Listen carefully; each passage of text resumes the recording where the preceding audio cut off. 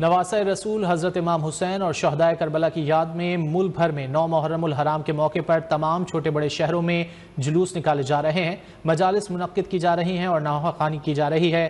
تمام چھوٹے بڑے شہروں میں سبیلیں لگائی گئی ہیں، لنگر و نیاز کی جا رہی ہے۔ کراچی میں 9 محرم الحرام کا مرکزی جلوس دن 1:30 بجے نشتر پارک سے برآمد ہوگا۔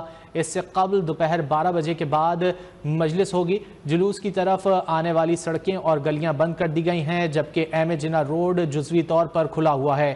پولیس اور رینجرز جلوس کے روٹ پر موجود ہیں۔ اسلام آباد میں مرکزی جلوس امام بارگاہ اثنا عشری سے برآمد اور روایتی راستوں سے ہوتا ہوا امام بارگاہ پر ہی اختتام پذیر ہوگا۔ لاہور میں 9 محرم الحرام کا جلوس پانڈو اسٹریٹ اسلام پورہ سے برآمد ہوا، روایتی راستوں سے ہوتا ہوا خیمہ سادات پر اختتام پذیر ہوگا۔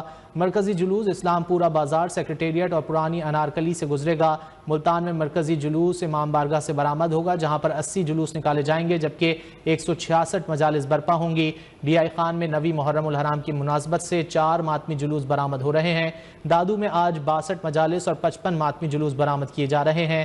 ادھر سکھر روڑی میں 550 سالہ قدیمی کربلا معلیٰ کا نوڈھالا تعزیہ جلوس اپنے مقرر راستوں پر گامزن ہے۔